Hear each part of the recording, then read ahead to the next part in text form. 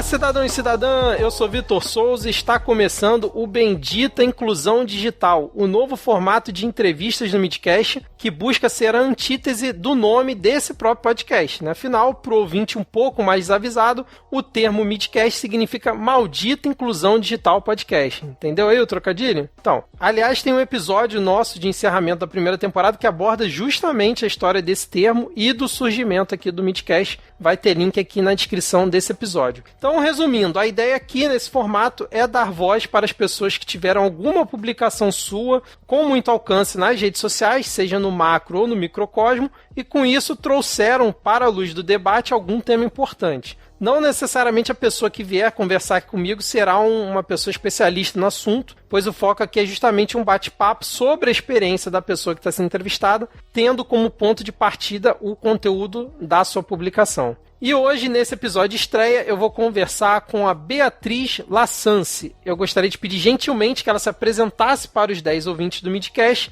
e explicasse o porquê dela estar aqui hoje para contar a sua experiência. Seja muito bem-vinda. Obrigada, olá todo mundo, meu nome é Beatriz, eu tenho 25 anos, sou de Belém do Pará e eu sou acadêmica de medicina do 11º semestre, quase formada. E na última sexta-feira eu postei como uma forma de desabafo, confesso que nunca imaginei que fosse ter a repercussão que teve, um print no qual eu comentava que a capa do meu Twitter era uma foto que eu tinha batido no museu e que um cara que nem me seguia entrou em contato comigo para dizer que a frase estava escrita na língua errada. E eu respondi, falei que ok, mas está em francês porque o museu é na França. E o cara falou que o museu original não era o da França. Eu rebati dizendo que em momento algum disse que o museu original era o da França. E aí ele disse ok.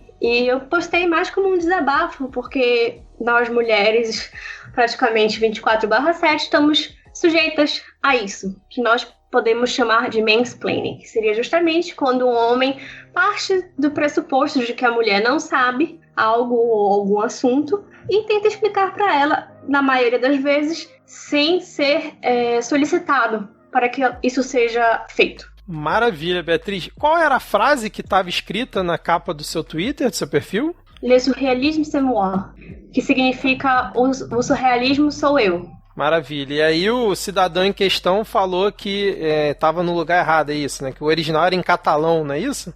Exatamente. Ele chegou falando, olá, Beatriz, e uma carinha feliz. E aí... Salvador Dalí era catalão e a frase deveria, ele escreveu lá, não sei nem pronunciar, porque enfim, eu não falo catalão. Entendi. Bom, antes de começar então a fazer as perguntas aqui pra você, eu queria só apresentar os números desse tweet que a Beatriz explicou, que vai ter link na descrição do episódio, caso você queira conferir, que até o momento aqui do dia que a gente está gravando no dia 1º de junho, e já tiveram mais de 26 mil curtidas nesse tweet e quase 2 mil retweets. Então, assim, para ter dimensão do alcance que teve. Então, a minha primeira pergunta para você, Beatriz, é como que você se sentiu ao receber essa mensagem tão babaca? E se deu vontade de você trancar o perfil lá no Twitter, ou pelo menos evitar que pessoas te enviassem DM, né? Trancar o envio de mensagem direta para você.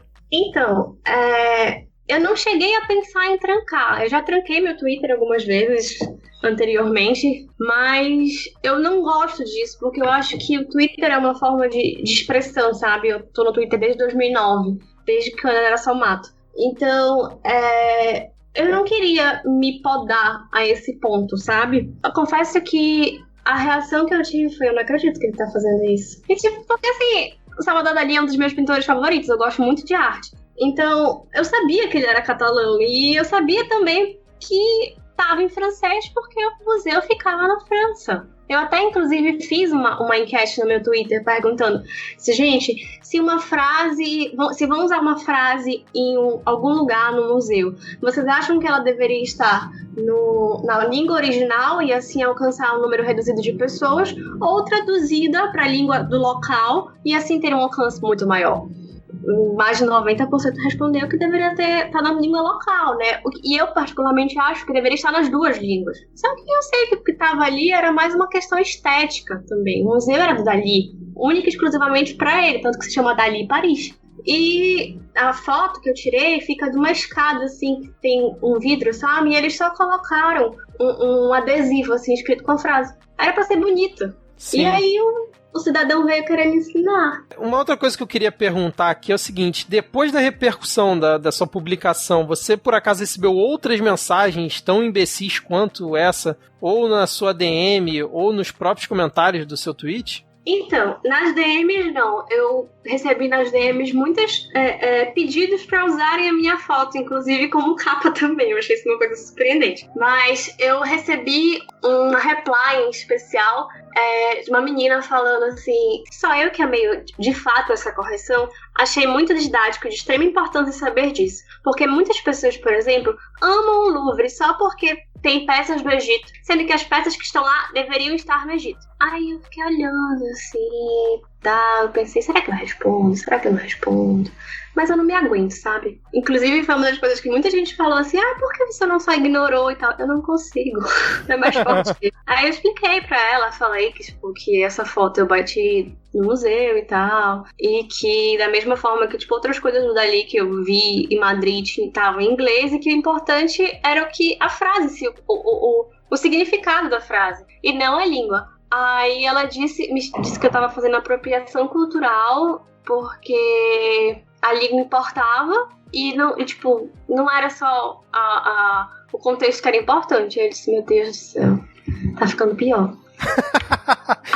Aí eu tentei, expliquei, falei que o Dali, inclusive, tinha ficado muito tempo morando em Paris, que o museu foi por lá e tal, que ela tinha, inclusive, me chamado de ignorante, né? Aí eu disse: mas inclusive eu sou ignorante, né? Inclusive, pelo raciocínio dela, não se poderia traduzir nada. Aí ela tentou, justificar, falou umas outras coisas, e no final eu ignorei. Às vezes é a melhor saída, né? Com certeza. Um outro tweet foi um homem, como sempre, de todo respeito, ou não. Ele respondeu falando assim: por que as pessoas têm essa mania de não gostar quando recebem conhecimento? O conhecimento deveria sempre ser bem-vindo, independentemente se isso mostrar que elas não sabem alguma coisa. Aí eu disse: eu não vou responder, mas eu respondi. Aí eu cheguei pra ele e disse: olha, deixa eu te falar uma coisa. Não foi com essas palavras exatamente, mas assim, eu falei pra ele que não, que pelo contrário, eu era uma pessoa humilde ao ponto de saber que tem muitas coisas que eu quero e preciso aprender, e que não, eu não tinha ficado chateada por o cara ter me mostrado que eu não sabia, ou partindo do princípio de que eu não sabia, mas sim pela forma como ele falou e também a forma como ele continuou agindo. E aí, o cara pediu desculpa, esse de agora, pediu desculpa se ele tinha parecido ser rude e tal. Eu disse: tudo bem, inclusive dá uma pesquisada aí sobre mansplaining. Aí ele disse que ia pesquisar. Espero que sim. Vamos marcar ele na publicação desse episódio aqui. Perguntar pra ele se ele deu uma pesquisada sobre mansplaining.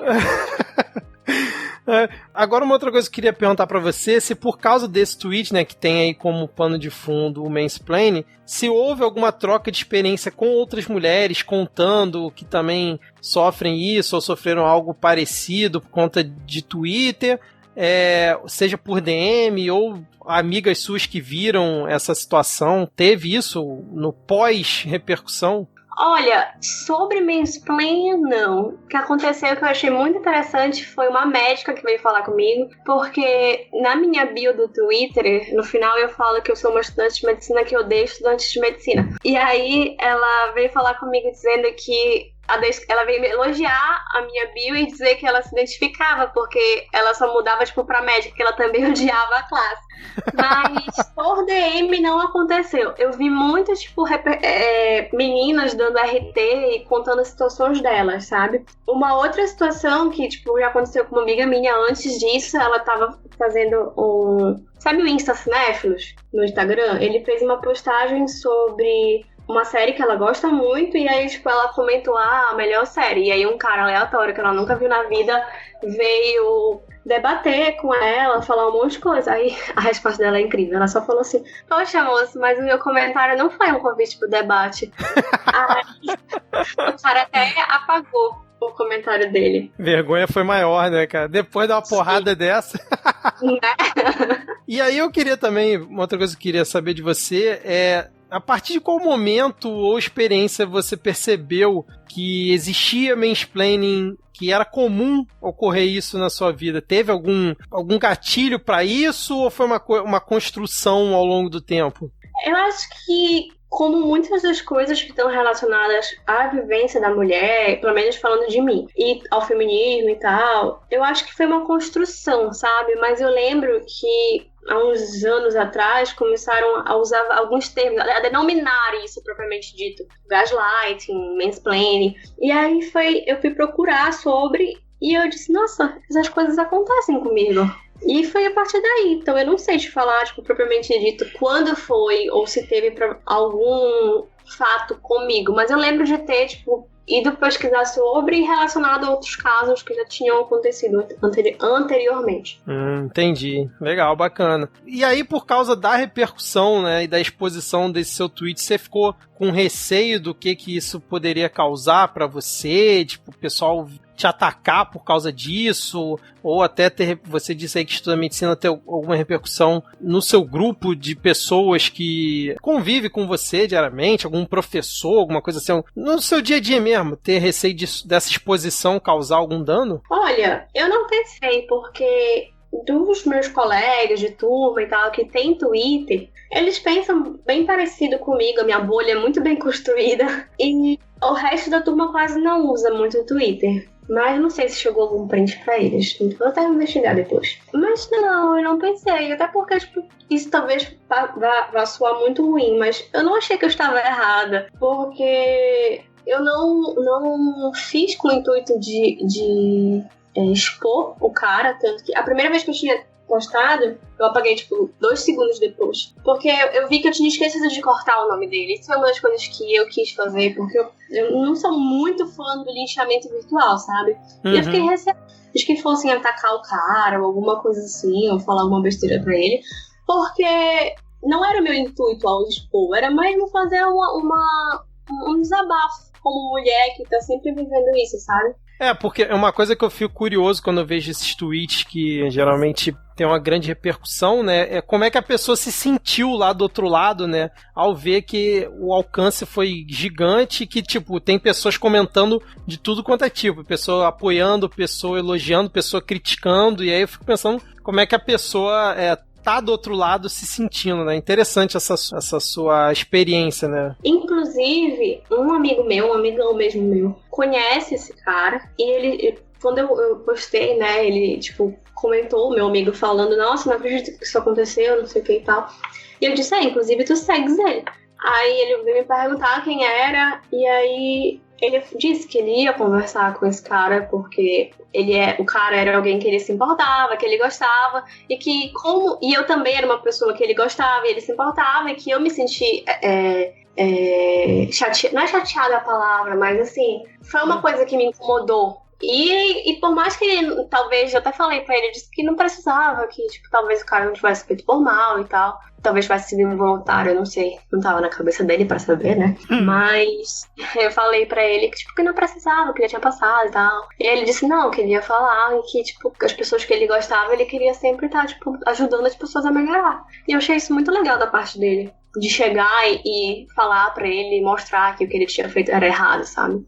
Acho que talvez essas pequenas coisinhas já acabam ajudando, mesmo que, a passos de formiga, a tornar a sociedade um pouco melhor. Excelente, excelente. E mesmo para aqueles homens que ficam tirando sarro do mansplaining, de outros termos que tem a relação principalmente com o machismo, você tem alguma coisa a dizer para essas pessoas específicas que, como lidar com essa galera que, mesmo sabendo do assunto que se trata, fica fazendo chacota e pouco se importa? Larga a mão dessa galera ou vale a pena tentar? O que você acha? Eu acho que até certo ponto vale a pena. A gente tem que ver se a pessoa tá aberta ao diálogo, se ela quer realmente melhorar, sabe? Porque senão a gente vai gastar uma energia desnecessária, vai ficar cansativo, vai ficar desgastante. Mas acho que sempre que possível a gente pode tentar dar uma ajudada, sabe? Isso era inclusive uma das coisas que eu tava conversando hoje com umas amigas sobre as postagens em stories e tal, sobre o movimento Black Lives Matter. Eu tava falando que, gente, claro, a gente não pode resumir a luta a só uma postagem no story, mas que se com isso uma pessoa já for atingida, já vale de alguma coisa. Então, tipo, isso inclusive é uma das coisas que eu faço muito. Eu sempre tento postar alguma coisa sobre feminismo e tal nos meus stories do Instagram, porque por mais que a maioria das pessoas só arraste pro lado e nem se dê o trabalho de ler, vai ter alguém que vai parar pra ler, vai dar uma refletida, sabe? Então, tipo, por mais que seja uma pessoazinha, já vai quebrar um pouco a transmissão desses comportamentos, sabe?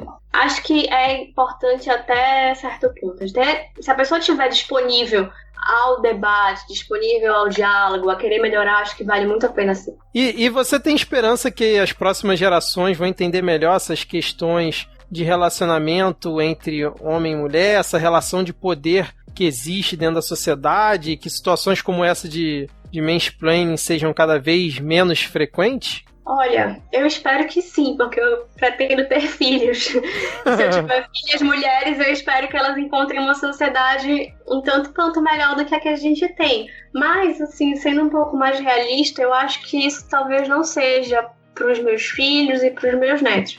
Mas eu acho que a gente está dando uma melhorada, ainda tem muito para melhorar. A gente já conseguiu algumas coisas, assim, mais em relação à equidade. Mas eu acho que também tudo depende de como nós vamos criar essas crianças. Se a gente chegar desde o início, criando homens que não sejam machistas, ensinando como tipo, a gente deve, educando, acho que a gente pode conseguir talvez mais cedo. Excelente, excelente.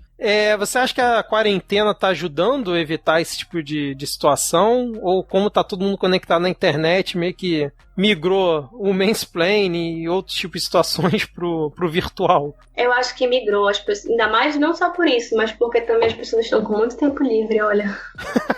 Ou seja, não adianta ficar de quarentena e se livrar pessoalmente dos homens babacas, né? Eles acabam encontrando a forma, né? Eu sempre tenho. E tem algum conselho que você daria para uma mulher que por acaso está ouvindo aqui esse episódio e por acaso sofreu recentemente ou quando perceber que está sofrendo uma situação como essa, como que ela pode reagir? Porque você comentou que procurou não responder, evitar o confronto, mas em algumas situações você acabou respondendo a pessoa, né? Mas o seu conselho é qual para quem por acaso vier enfrentar uma situação como essa? Sim, eu acho que meio que sentir a situação, sabe? Se for, por exemplo, um amigo seu, alguém que você percebe que pode estar aberto ao diálogo, chega com ele e fala assim, olha, fulano, isso aqui não foi legal, fizeste isso, isso e isso, tenta, tipo, evitar fazer isso. Mas se a pessoa não tá aberta ao diálogo, rebate. Claro, assim, tem que vai te colocar em risco, né? Claro. Na rua, minha maior vontade é ter coragem pra responder cantada, mas eu não tenho medo. Então, um dia eu ainda vou conseguir. Mas eu tenho muito medo. Então, tipo assim, se você se sentir confortável pra rebater, se sentir confortável pra chegar e mostrar, explicar o que tá acontecendo e o porquê isso é errado, faça. Você pode mudar a cabeça de alguém e ajudar outras mulheres também. Excelente. Você comentou a questão aí do assédio na rua, né? E aí você percebe como nesse nosso bate-papo aqui a gente tá só arranhando, né? Bem de leve o iceberg aí do problema, né? E aí, acho que a gente já conseguiu, assim, falar bastante, né? Sobre tudo que tá envolvido ao redor aí de um tweet. Acho que a ideia justamente aqui desse formato é isso, né? Você pega uma coisa que às vezes passa na sua timeline, que você curte ou que você compartilha, né, seja no Twitter, Facebook ou Instagram, e que ele é só, assim, às vezes um pontapé inicial ou apenas uma exibição, um trailer, né, de algo que está muito maior por trás. Acho que ficou bem claro aqui nesse bate-papo que a gente teve hoje. E aí você comentou que estudante de medicina está na boca de se formar. Eu queria saber se você está preparado aí para encarar a pandemia, né? Vai para a linha de frente? Se eu conseguir me formar, sim. Era pra me formar no final do ano, só que eu tô há 2 meses sem aula, e aí eu não sei quando eu vou me formar. Mas a gente tá, inclusive, não tá na linha de frente lá nos hospitais, mas aqui no Pará a gente tem um serviço que é o Atende em Casa. Inclusive eu saí na TV por isso. Olha! É um site, uma plataforma que o paciente entra, responde umas perguntas e aí ele vai ser classificado em vermelho ou amarelo e entra em contato com nós, estudantes de medicina do último ano do internato. Dos 2 últimos, na verdade. E aí a gente pode dar as orientações de acordo com os sintomas que ele está apresentando, se ele deve fazer só isolamento domiciliar, se ele deve procurar o atendimento médico. Então, tipo, é uma forma, querendo ou não, de estar ajudando, sabe? Principalmente porque eu tava sentindo muita falta de estar em contato com os pacientes, porque é uma coisa que eu gosto muito. E então, querendo ou não, é uma forma de estar em contato, também estar ajudando, porque se esse paciente, tipo, por exemplo, ele recebe uma orientação sem sair de casa, digamos que ele não tá com nenhum sintoma de gravidade, ele iria, por exemplo, procurar uma unidade de saúde só para pegar as mesmas orientações que ele pôde receber da casa dele, sabe? Sem superlotar aquele serviço. Então eu acho que é só uma das coisas que a gente pode fazer, mas já é alguma coisa. Excelente, muito bom. Tem como o ouvinte que por acaso é do Pará acessar esse serviço, como é que é? É pelo www.atendemcasa.pa.gov.br. Aí é só entrar, o serviço está online com os estudantes de 7 da manhã às 7 da noite, mas se você entrar fora desse horário, o próprio algoritmo vai dar algumas orientações e quando a gente chegar no outro dia, nós chamamos esse paciente para conversar e tal. Excelente, muito bom. Boa iniciativa, eu vou botar o link também na descrição aqui do episódio, caso alguém queira só clicar e já ir direto para a plataforma. Beatriz, a gente está chegando aqui no final dessa nossa entrevista, achei muito bom, eu agradeço aqui novamente por você estar topando ser a cobaia desse formato aqui, desse episódio piloto, e aí eu queria agora abrir espaço para você, caso você queira mandar algum recado final aqui pro ouvinte, divulgar o seu perfil nas redes sociais, ou fazer o jabá de alguma ação, pode ficar à vontade agora. Bom, se você quiser ver besteiras, desabafos, comentários inúteis ou algumas coisas divertidas, pode me seguir no meu Twitter. Eu não sei se eu vou irritar de novo, mas vai que, né? @BeatrizLassance, LASSANC. É o mesmo tanto do Twitter quanto do Instagram. E eu acho que é isso.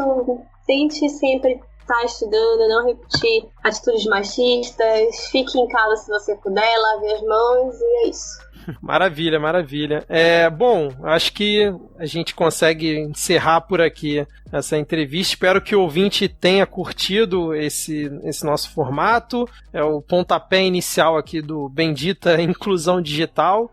Vai ter, como eu comentei no início, o link para o tweet da Beatriz, que acho que ilustra melhor toda essa situação para quem está ouvindo, né? Para poder até xingar mentalmente ou verbalmente o cidadão aí que quis fazer um mansplaining com ela. E vamos fechar então aqui esse nosso episódio, dando tchau aqui para os 10 ouvintes. Muito obrigado, Beatriz, espero que você volte mais vezes aqui no Midcast. Muito obrigada pela oportunidade. Se você chegou até aqui, obrigada por ter ouvido também. Então beleza, vamos agora dar tchau aqui para os ouvintes e até o próximo episódio. Valeu, tchau, tchau.